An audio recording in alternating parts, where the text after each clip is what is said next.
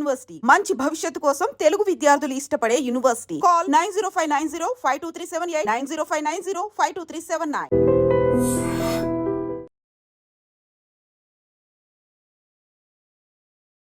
నమస్తే, welcome to I dream.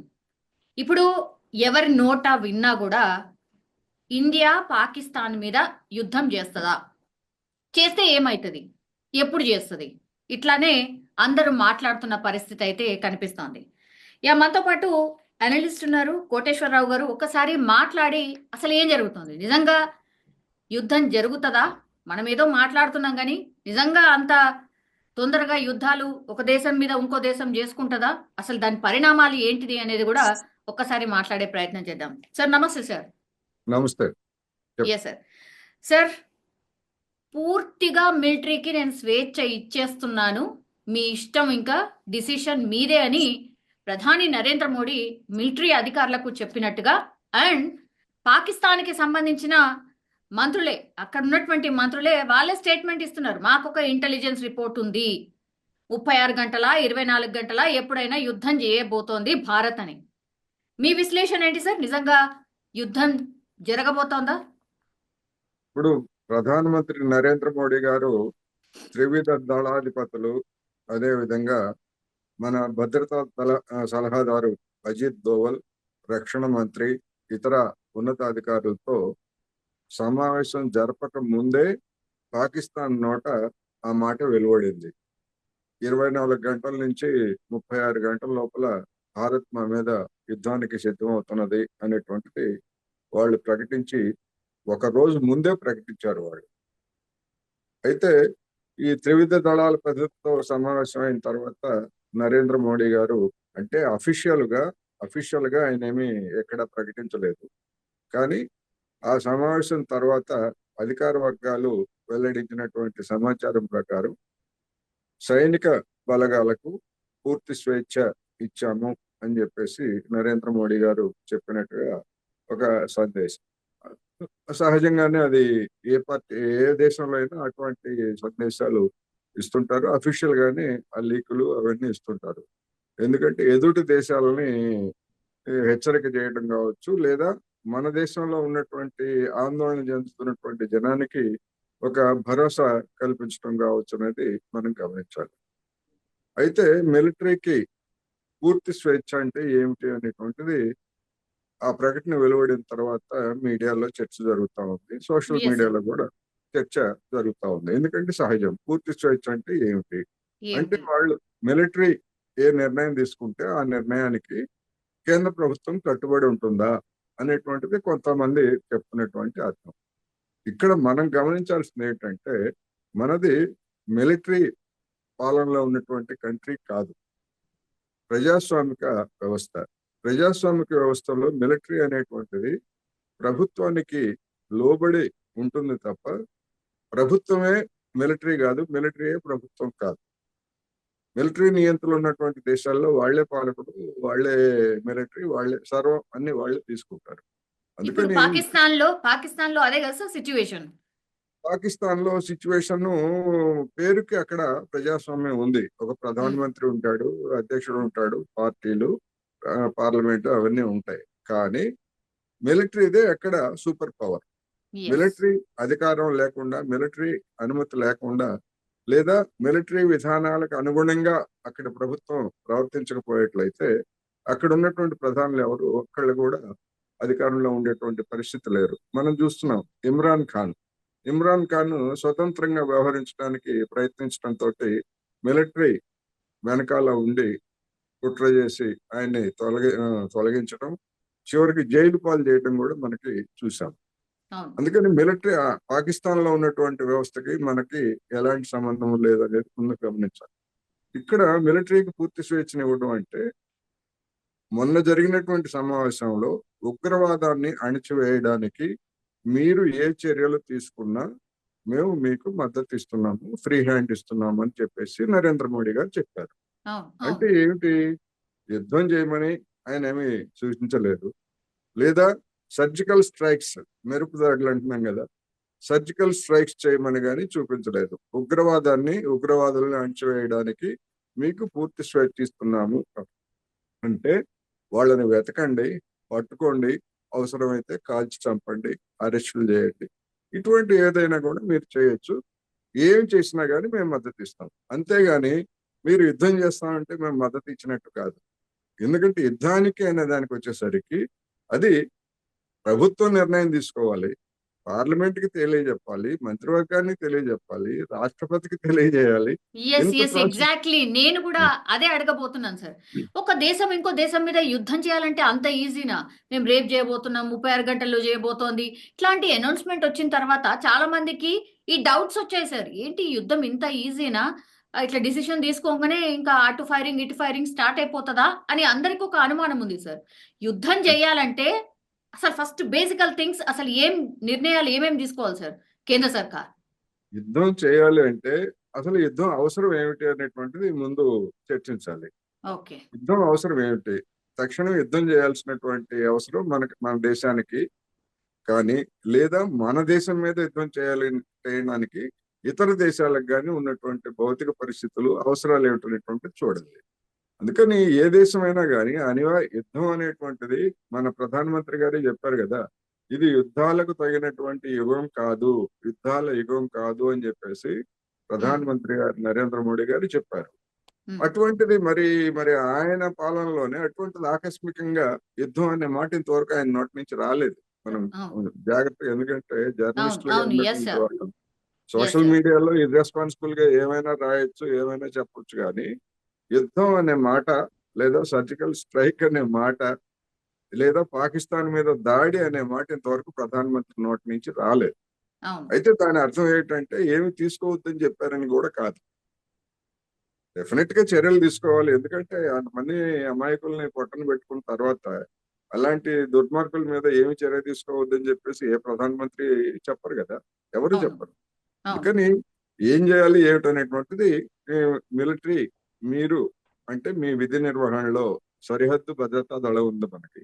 సరిహద్దు భద్రతా దళం ఏం చేస్తుంది? సరిహద్దులకి కాపలా వేస్తుంది, అతిక్రమించేటువంటి వాళ్ళని పట్టుకుంటది, అవసరమైతే కాల్పులు జరుపుతుంది, మరీ అవసరమైతే కూడా మట్టు పెడుతుంది అనేటువంటిది మనకు తెలిసిందే. ఎందుకంటే పరిస్థితిని బట్టి ఎవరైనా కానీ, ఈవెన్ ఆవులు గేదెలు వచ్చినా కానీ ఎక్కడి నుంచి ఎందుకు వస్తున్నాయి, ఎవరైనా పంపించారా, దాని వెనకాల ఎవరున్నారు ఏమిటని వాటిని కూడా బంధించి బన్నెల దొడ్డులో పెట్టేటువంటి పరిస్థితి మనకు తెలుసు.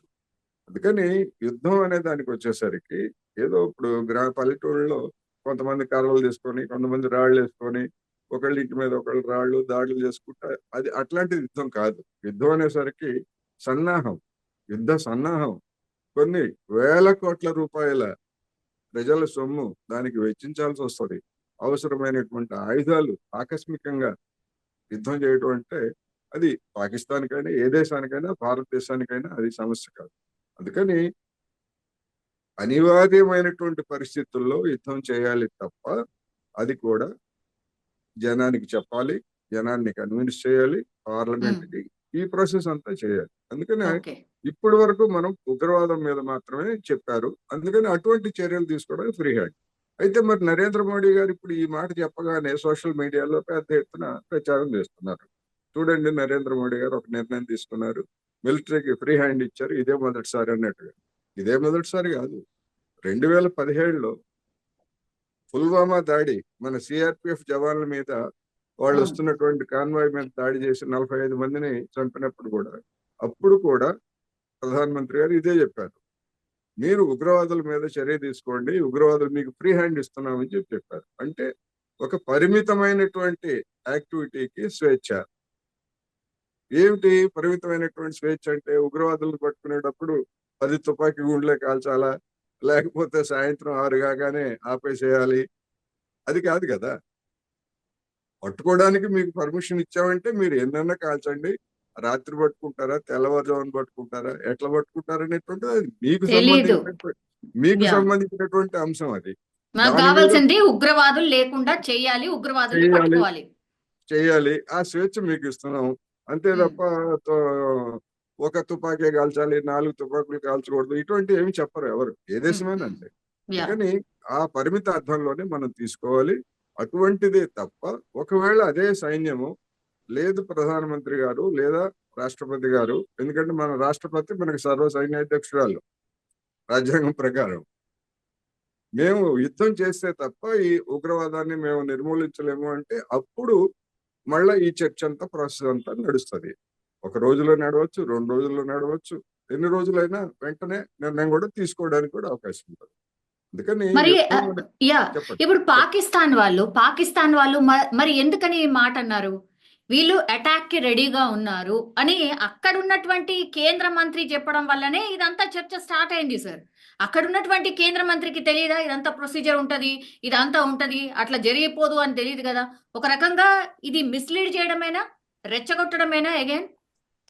రెచ్చగొట్టడం కావచ్చు, లేదా ముందుగానే మా మీద దాడి చేస్తున్నదనేటువంటి తప్పుడు ప్రచారం కావచ్చు, ఏదైనా ఓకే. కావచ్చు. అయితే ఎందుకని వాళ్ళు చేస్తున్నారు అని మనం చెప్పుకోవాలంటే, గతంలో 2016లో యురి అనేటువంటి మన మిలిటరీ కేంద్రం మీద పాకిస్తాన్ సైన్యాన్ని వాళ్ళు మన సైనిక కేంద్రం మీద దాడి చేశారు.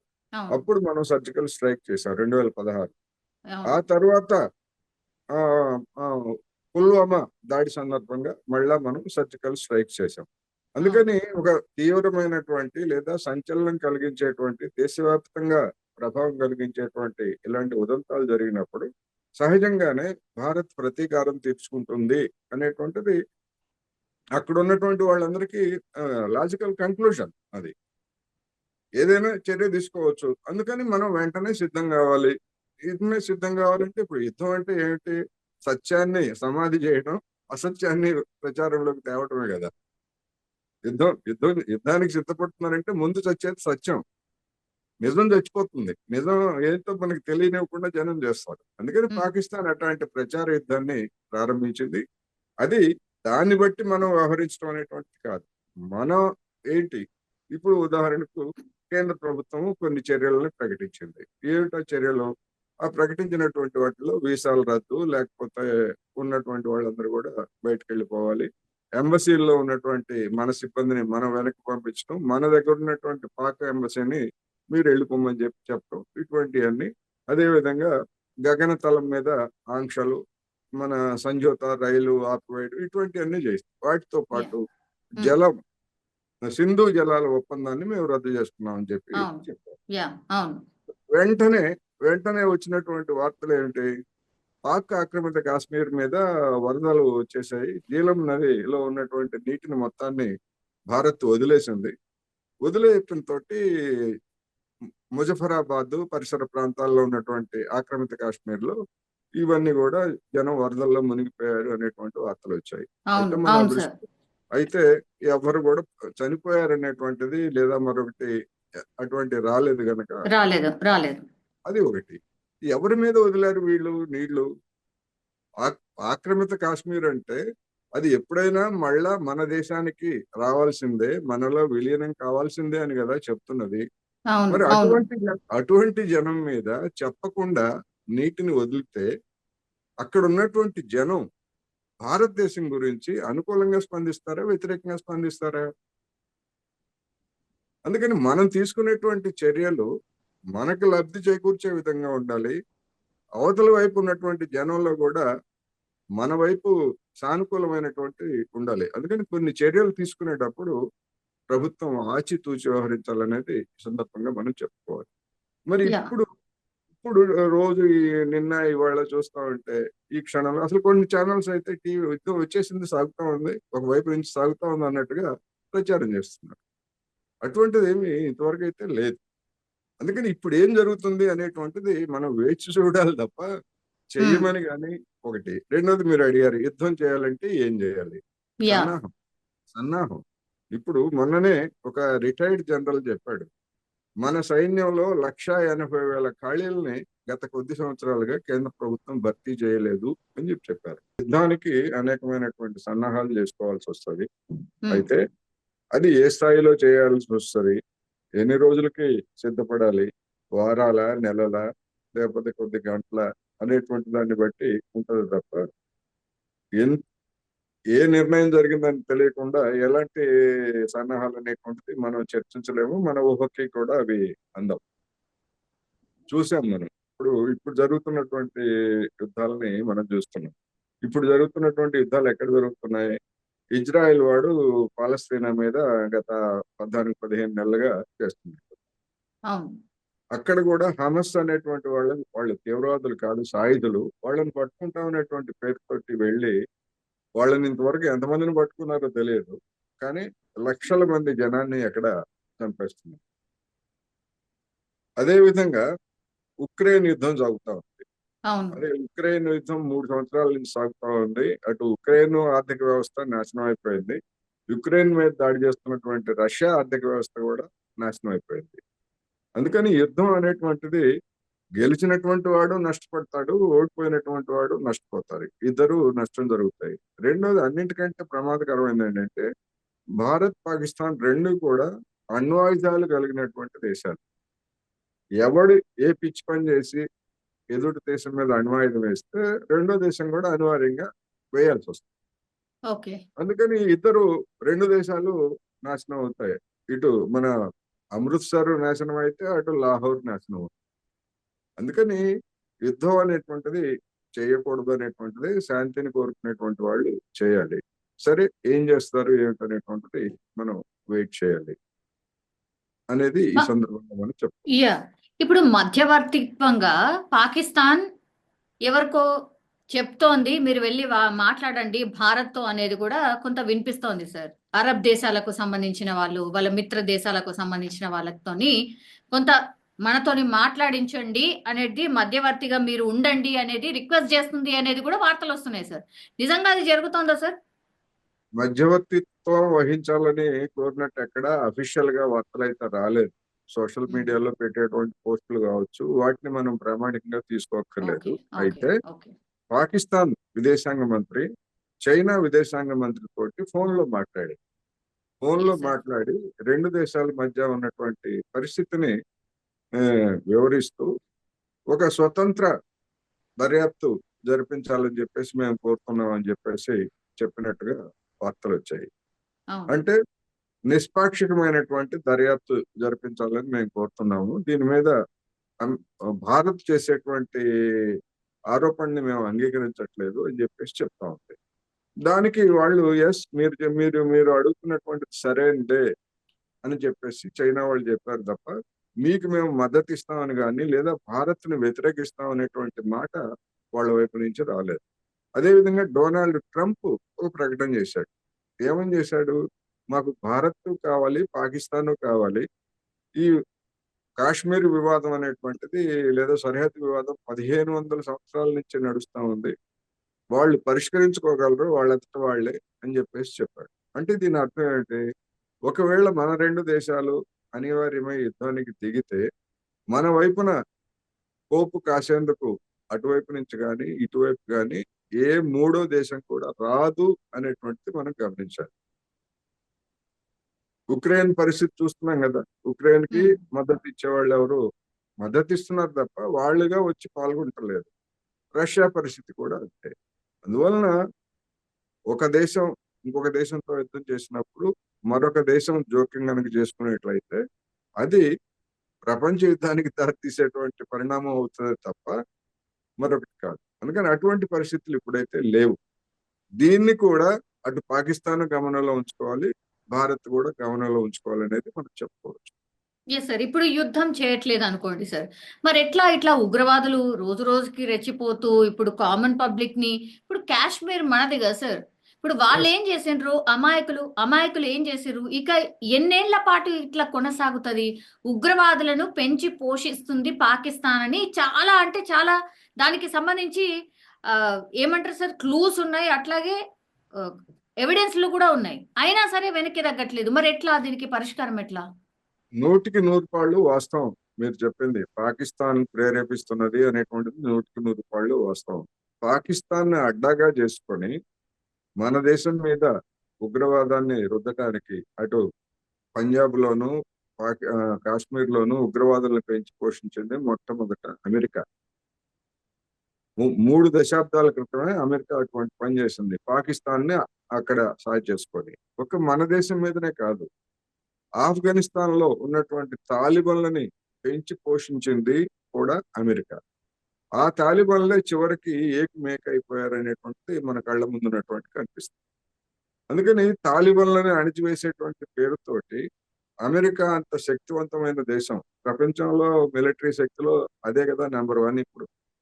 అటువంటి దేశమే ఆఫ్ఘనిస్తాన్ మీద వచ్చి దాడి చేసి పాకిస్తాన్ తాలిబాన్లను అణిచివేశాం అది ఇది అని చెప్పేసి చివరికి ఏం చేశారు, ఆ తాలిబాన్లకే నమస్కారం చెప్పి అరే బాబు మమ్మల్ని ప్రాణాలతో వెళ్ళనివ్వండి అని చెప్పేసి కాళ్ళు గడ్డాలు పట్టుకొని వాళ్ళ ఆయుధాలు వాహనాలు అన్ని అక్కడ వదిలేసి పారిపోయారు అమెరికన్ సైనికులు. అందుకని మరి అటువంటి తాలిబాన్లనే అణచలేనటువంటి వాళ్ళు, ఎవడున్నాడో ఎక్కడుంటాడో తెలియనటువంటి వాళ్ళు ఒక దేశం మీద దాడి చేస్తే ఉగ్రవాదాన్ని అణిచివేయగలమా అనేటువంటిది సమస్య. అందుకని అది నిరంతరం సరిహద్దుల్లో మనం కాపలాగాయాలి. అటువంటి పరిస్థితుల్ని, అంటే ఉగ్రవాదులకి సహకరించేటువంటి ఒక పరిస్థితులు ఏమైనా ఉంటే వాటన్నిటి నుంచి మన జనాన్ని మనం ఎప్పటికప్పుడు జాగ్రత్త చేసుకుంటూ వాళ్ళ విశ్వాసాన్ని పొందడం అనేటువంటిది తప్ప, ఉగ్రవాదాన్ని మేము నిర్మూలించాము అని చెప్పుకునే దేశం ఏదన్నా ఉందంటే చెప్పానండి.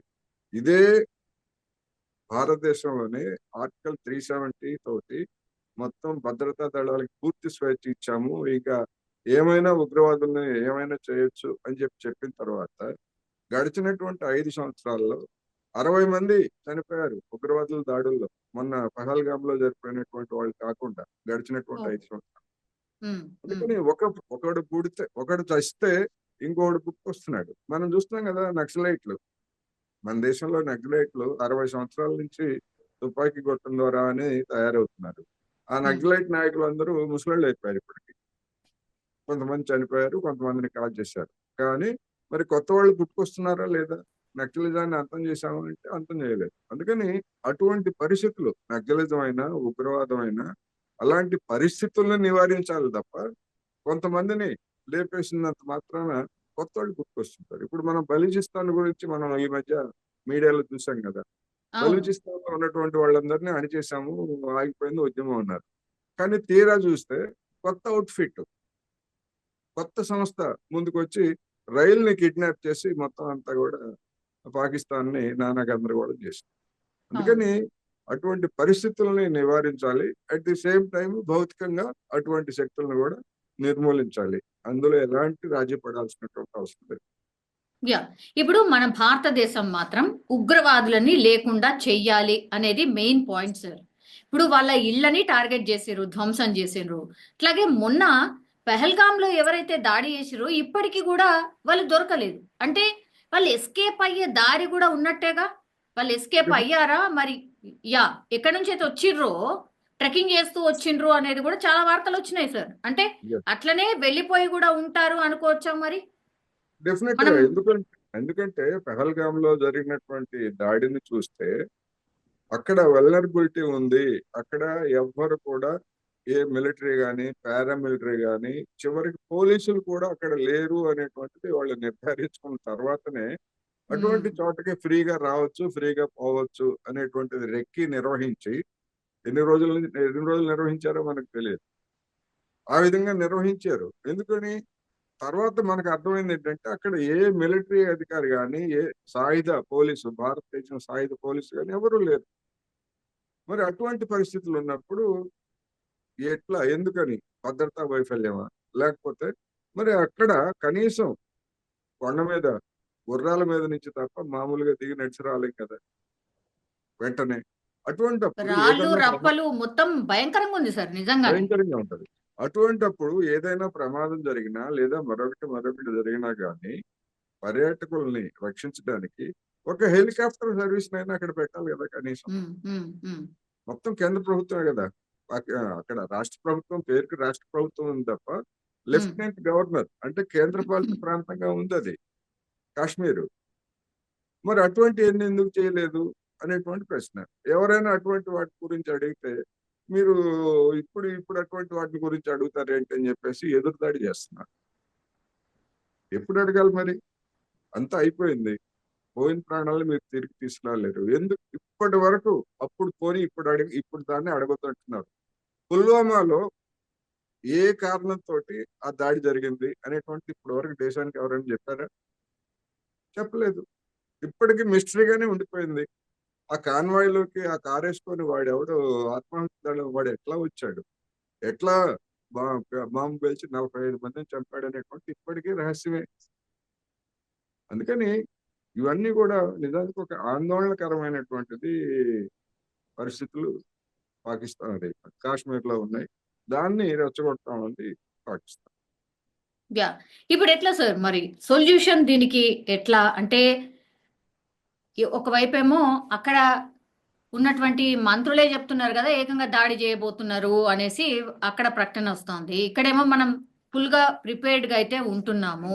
సరే యుద్ధం చేయాలా వద్దా అనేది తర్వాత సంగతి. అసలు యుద్ధం చేయొద్దనే కోరుకుంటారు ఎవరైనా సరే, ఎందుకంటే ఆర్థికంగా. సరే ఇక్కడ ఒక డౌట్ ఉంది సార్, నిజంగా యుద్ధం చేయాలంటే ఒక దేశానికి ఎన్ని డబ్బులు అవసరం పడతాయి సార్?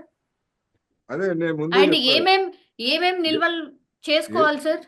ఎన్ని డబ్బులు అవసరం పడతాయి అనేది మనం ఏ స్థాయిలో యుద్ధం చేయాలనేటువంటి దాన్ని బట్టి ఉంటది.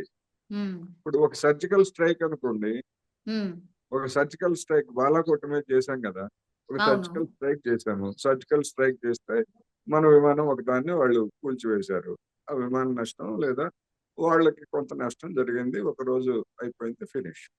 కానీ అదే ఇప్పుడు ఉక్రెయిన్ లో 3 సంవత్సరాల నుంచి యుద్ధం చేస్తా ఉంటే కొన్ని లక్షల కోట్ల రూపాయలు రెండు వైపులా నాశనం అయిపోతున్నాయి. అసలు ఇంతవరకు లెక్కలే తెలియవు. ఎంత ఖర్చు పెట్టారు, ఎంతమంది సైనికులు, అటువైపు ఎంతమంది చనిపోయారు, ఇటువంటి సైనికులు ఎంతమంది చనిపోయారు, సామాన్య జనం ఎంతమంది చనిపోయారు, 70-80 లక్షల మంది ఉక్రెయిన్ బయటికి వెళ్ళిపోయారు అనేటువంటి లెక్కలు తప్ప నిజానికి ఎంతమంది కూడా ఇంతవరకు తెలియదు. ఎవడు సరిగైనటువంటి లెక్కలు చెప్పట్లేదు.